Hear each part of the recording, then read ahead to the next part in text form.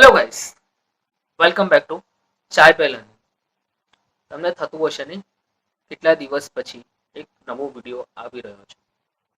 યાર સાચું કહું, અમે વિડીયો બનાવવાનું તો કેટલા દિવસથી વિચારી રહ્યા છે, પણ કોઈ ટોપિક નહોતો મળતો. પછી કોઈ સેમિનાર્સ અમે કન્ડક્ટ કર્યા, બટ પછી અમને એકદમ ધ્યાન થયું કે અમારી ચેનલ શું છે, ચાય પે લર્નિંગ. મિનિંગ શું થાય?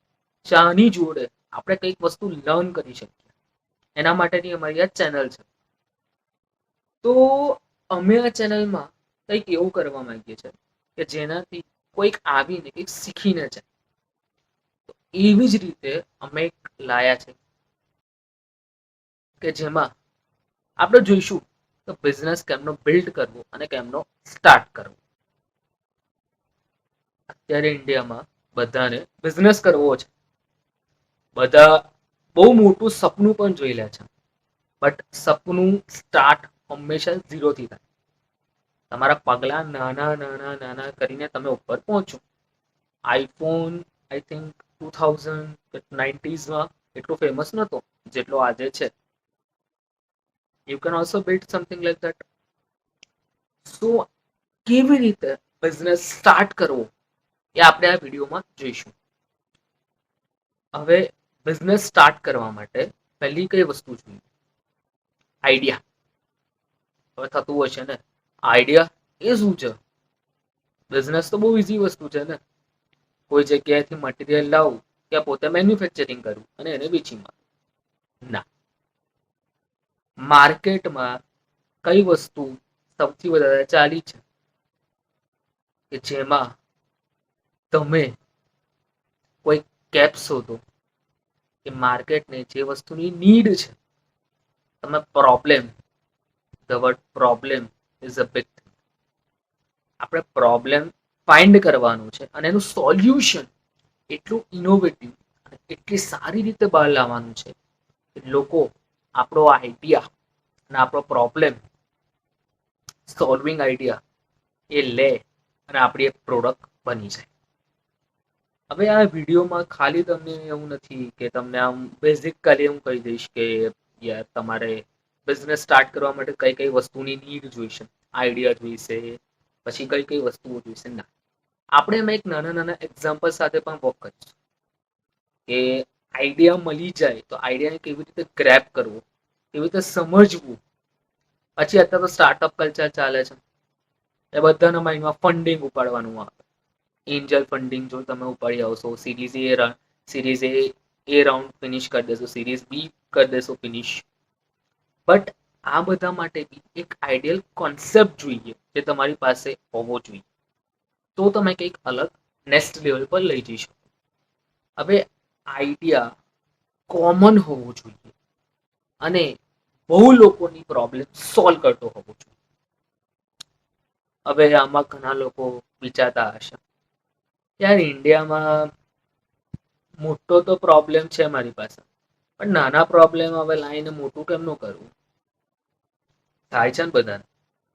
યાર હું બિઝનેસમાં આવ્યો, હું હજુ બી બિઝનેસ કરું છું અને હજુ બી હું ઘણું બધી વસ્તુઓ શોધું છું મારા પોતાના બિઝનેસ માટે, અને હું ડે બાય ડે એમાં બી વર્ક કરું છું.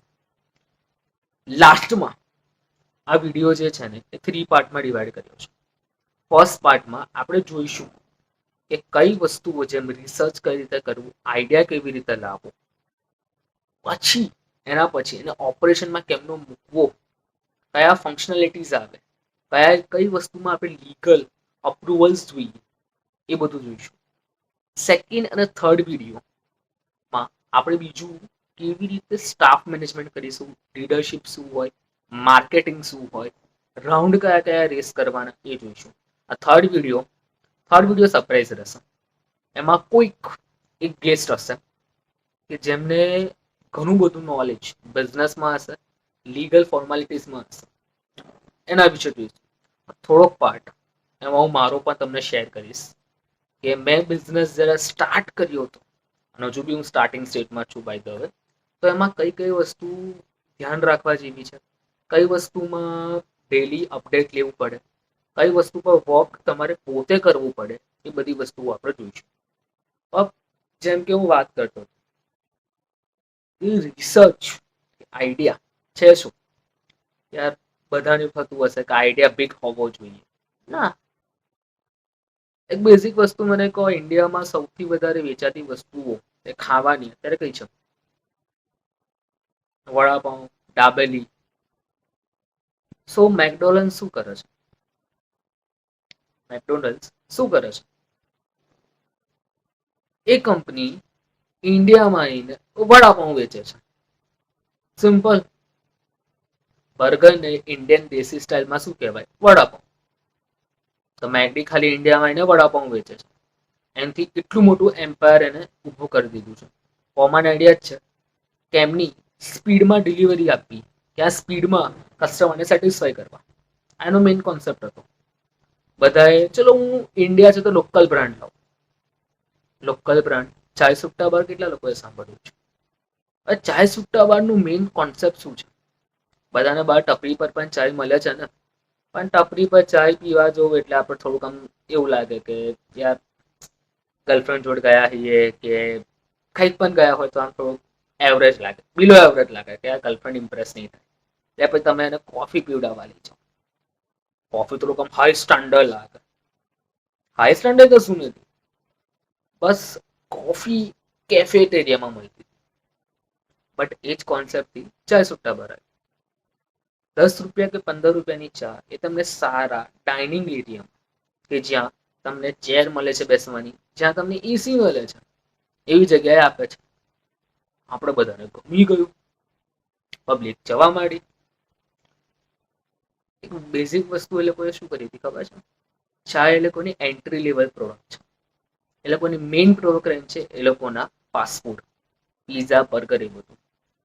કોન્સેપ્ટ સમજો કે એ લોકોએ શું કર્યું કે એક મોટી ગેપ હતી કે ઇન્ડિયામાં આજે પણ કોફી કરતા ચા લવર કે ટી લવર પબ્લિક વધારે છે.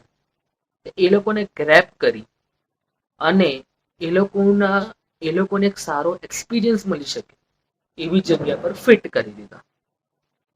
Innovation A part of a life છે. અને જિંદગીમાં છે ને એક વસ્તુ બહુ કોમન છે. તમને ખબર છે આખી આપણી લાઈફમાં કઈ વસ્તુ કોન્સ્ટન્ટ છે? The change is only a constant. Change જે છે ને એ જ કોન્સ્ટન્ટ છે, બીજું કોઈ વસ્તુ કોન્સ્ટન્ટ નથી. સો આ હતો આપણો આઈડિયા કેવી રીતે મેળવવો. હવે તમને થતું હશે કે આમને તો ખાલી કહી દીધું કે હવે આઈડિયા સોચો, વિચારો, પછી શું કરીશું? પછી કંઈક તો એના પર વર્કઆઉટ કરવું પડશે ને. આઈડિયાઝ આપણને માઇન્ડમાં રોજ આવે છે, પણ ડેલી આપણે વર્ક નથી કરી શકતા એના પર. બરાબર છે ને? નથી કરી શકતા. આઈડિયા મળ્યા પછી એના પર રિસર્ચ કરવું પડે. મને કદાચ એવો પણ આઈડિયા આવી જાય કે કાલે હું જઈને એવું વિચારું કે યાર કંઈક અલગ ઇનોવેટિવ કંઈક કરી નાખું, બટ એ વાયેબલ છે? ફર્સ્ટ થિંગ એ વાયેબલ છે. સેકન્ડ થિંગ એમાંથી હું પૈસા કમાઈ શકીશ. થર્ડ પ્રોડક્ટમાં દમ છે, મને પ્રોડક્ટ સેટિસ્ફાઈ કરે છે. પ્રોડક્ટ તમે કોઈ પણ પ્રોડક્ટ ક્રિએટ કરો, at the end of a day એ તમને સેટિસ્ફાઈ કરતી હોવી જોઈએ. એવું નથી કે યાર ચાલી જશે, યાર પેલાને ગમી જશે, ના. આમ એવું કહેવાય છે ને કે પ્રોડક્ટની ક્વોલિટી ISO 9000 ડિસાઇડ કરે છે કે એટલી બેસ્ટ પ્રોડક્ટની ક્વોલિટી હોવી જોઈએ. ત્યારે મારા મતે કહું ને તો ISO 9000 ની જરૂરત જ નથી. જો આપણને ગમી ગઈ ને પ્રોડક્ટ, તો ISO 9000 સર્ટિફિકેશન તો કોમન છે, એ તો મળી જાય. પ્રોડક્ટની ક્વોલિટી ડિપેન્ડ આપણા પર કરે છે કે આપણે કેવી રીતે પ્રોડક્ટ આપણને ગમે છે કે નથી ગમતી. હવે રિસર્ચ કેવી રીતે કરીએ? આપણે જો ઘણા બધા પેરામીટર તો છે નહીં. તમને ખબર છે વોરેન બફેટ સર જ્યારે એમના ઇન્વેસ્ટિંગ સ્ટોક ફાઇન્ડ કરતા હતા ત્યારે શું કરતા હતા? એમને કોકોકોલામાં આટલો મોટો સ્ટેક કેમ લીધો હતો? એ એમના આજુબાજુના મોલ્સ છે કે પછી આવા નાના નાના સ્ટોર્સ છે કે જ્યાં કોલ્ડ ડ્રિંક મળે છે, ત્યાં જઈને એ છે ને પહેલા ખબર છે આપણા ત્યાં કોક આવતી હતી, એ કાચના કન્ટેનરમાં આવતી હતી, એની ઉપર બીયું આવતું. એને મને નથી ખબર ઇંગ્લિશ કે એમાં શું કહે છે, બેઝિકલી એને કેપ કહી શકાય. કેપની એ કેપ આવતી હતી, એને વોરેન બફેટ સર કલેક્ટ કરતા હતા અને જોતા હતા કે કઈ કેપ સૌથી વધારે છે, અને જે કેપ સૌથી વધારે હોય, ઓબ્વિયસ વસ્તુ છે એ કંપનીનો ગ્રોથ થવાનો જ છે, એને કે બધાને પીવું ગમે છે. હવે અત્યારે તમે માર્કેટમાં રિસર્ચ કરી શકો છો કે અત્યારે જેમ ચાય સુટ્ટા બારની આપણે વાત કરી, તો ચાય સુટ્ટા બારે શું કર્યું, એમને પણ પહેલા સર્વે તો કર્યો હતો ને, કોફી કેટલા લોકો પીવે છે, કોફી કેટલા લોકોને ભાવે છે, અને ચા કેટલા લોકોને ભાવે છે. તો કેમ એ લોકો ચા એ લોકોની મેઇન પ્રોડક્ટ બનાવી હોત તો કોફી પણ બનત, પણ ના, એ લોકોએ ચા જ બનાવી. કારણ કે ચા ઇન્ડિયામાં એવી એક પ્રોડક્ટ છે કે એવું એક ગ્રીટિંગ છે કે બધાને ગમે છે, અને ખાસ કરીને ગુજરાતીને તો બહુ જ ગમે છે. ગુજરાતી લોકો માટે ચા એટલે ચા અને છાશ એ ગુજરાતીમાં પાણી સમાન છે.